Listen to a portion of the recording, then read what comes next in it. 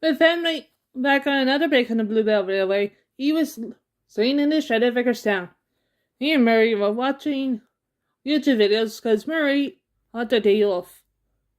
Well, said Murray, shall we recap Victor Tan's episode we watched? Carriages? Yes, said Emily, let's recap it. So, said Emily, the episode begins with how Edward explained that if a railway didn't have rolling stock, and probably couldn't or wouldn't exist. Similar to locomotives, on stock can be faceless or non-faceless. So non-faceless trucks can fly their own legs. Engines, one of them at the front of the trains to make them safer. On the standard gauge lines, trucks make out the vast majority of non-faceless rolling stock. On any carnival, or at this time, only non-faceless standard gauge coaches. Once there's narrow gauge Galloway and Minnesota railways from which will come in. So at Osbrook, I think it stuck into one of the Minnesota coaches about runs on. And tis a test.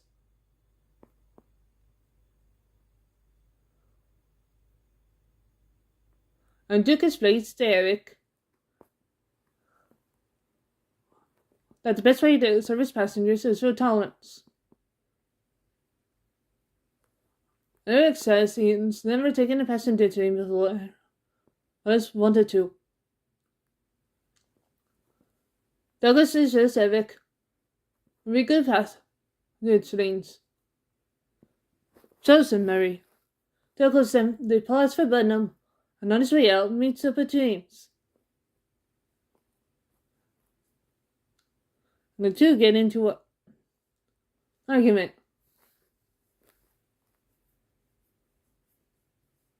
Duke is surprised that Eric doesn't know about the rivalry between James and Douglas, and explains the petty backstory between the two. Sometime before Percy arrived, Douglas had accidentally crashed into a single bus at Titmuth, and James crashed into some takers and married non-lifter. I had a petty rivalry with each other since then. Out of remarks, that's not petty, Duke. That's just pathetic. Presently, Andreas arrives to give a for his express fund, and then he takes his coaches to the platform and waits for James to arrive. Being 3 minutes late, Renee arguing with Douglas. Joseph Henry. Andreas soon departs for Dalsdale. On its way there, one of the coaches, Rebecca, yells out in pain because one of the passengers had a cigarette and went for chase. Soon Andreas arrives in Dalsdale, and his passengers disappear. Rebecca points out a man in a black coat. Andreas warns the man of what he did and wants the man to apologize to Rebecca immediately. The man bluntly refuses to, so Andreas hastens at him. So, said Marie, it turns out the man Andreas had doused was none other than Burke and Blair. Burke complained to the massage director for Andreas and doing good work.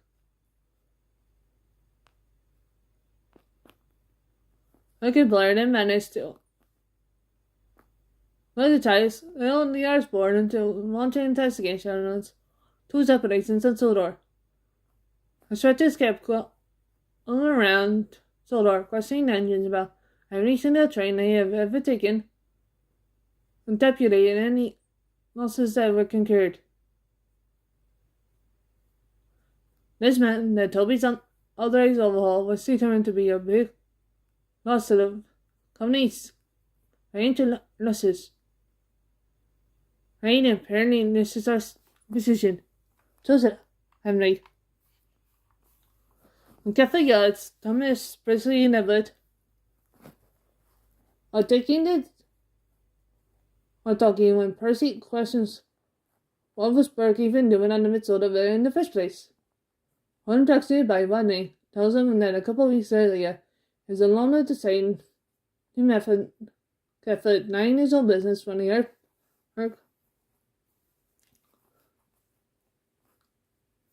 talking to a woman, although he apparently forgot he is married. These boys until door. Thomas thinks it's a good idea. Whatever doesn't think so, because they can't prove the information, and they do blackmail Burke, remain guilt. And they have done nothing wrong. At least, and certainly urged Thomas not to get any other ideas. However, they didn't need to say anything about it. Mandy couldn't stay quiet and kept battling about Rick's encounter every chance he got.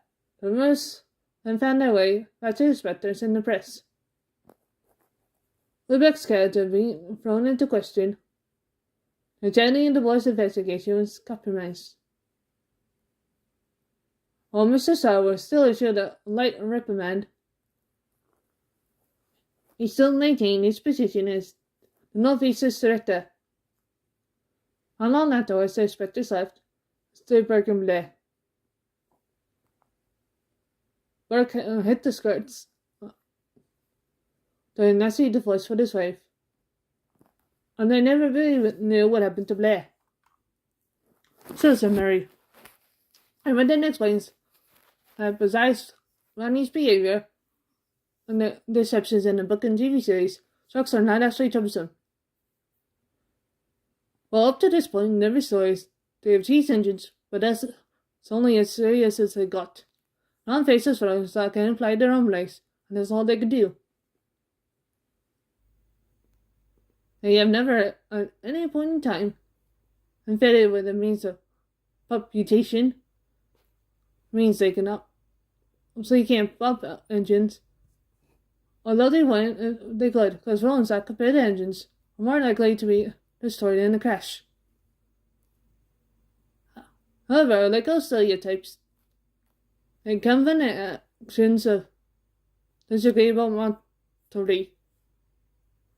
One example of being one of us defenders this time was a rifle main big fan named Dominic. Really complained about being underappreciated and would take his frustration out on any engine who was paid with him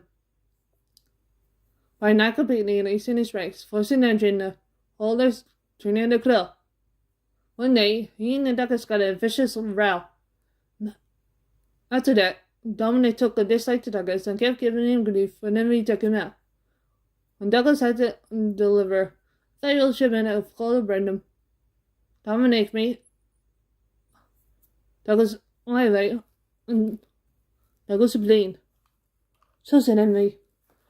Donald couldn't stand his tween being believed, and tried to sense it to talk to him while within him. However, Mickey arrives as ghost Donald for assaulting Dominic. Charges were filed, and Donald was arrested for 2 weeks.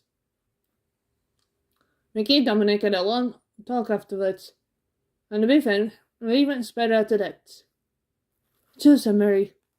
One James had to deliver shipment of coal to the mainland, and Dominic was his big fan. James wasn't feeling too well, and struggled along the main line. He was exhausted by tying these rails with. Luckily, Douglas was there. Despite an internal argument, James pleased Douglas to help him up the hill, and Douglas does so. So he bumps up to Dominic, and very fan assures him they won't have any problems. The 2 engines start off just good and sail, but when they start climbing, James is losing steam. So Douglas had to do most of the work. Dominic is starting to break apart from being squished between Douglas and the trucks.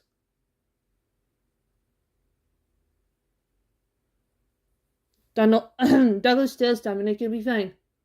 Then he crushes Dominic, killing him. So said Dominic to end it off. Joey and Mickey were called to investigate the scene. James and Douglas fleed the matter, so they were done. James also has support to Douglas, but he still feels guilty about ignoring his pleas. So Joey and Mickey complete their investigation. Mickey tells James he can go run at the rear train as he has no big fan. Joey tells Douglas that he needs to stay, as he needs to ask some questions about Dominic.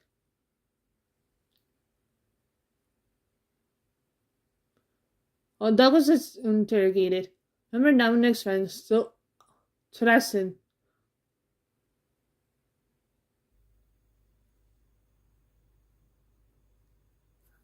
Conan murder and this. Although most of his drugs and colleagues were very supportive, it was for the longest time over the grief by destroying Dominic. Perhaps it was a good thing. So only once they wouldn't feel guilty. So, said Mary, thank you for watching. We apologize. This was supposed to be done last week, but Emily's quick return was delayed. Unfortunately, said Emily, I have to go back to the Bluebell this Easter. But anyway,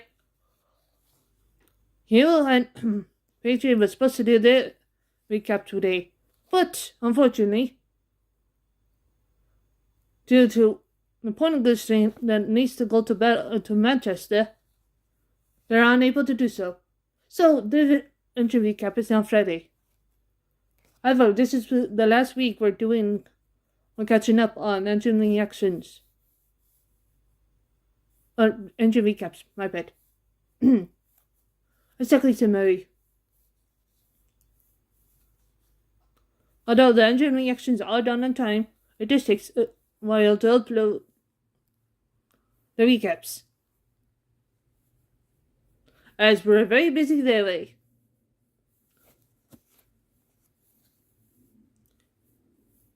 But we encourage everyone to have a good day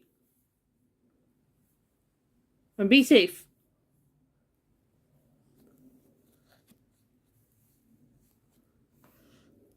So goodbye.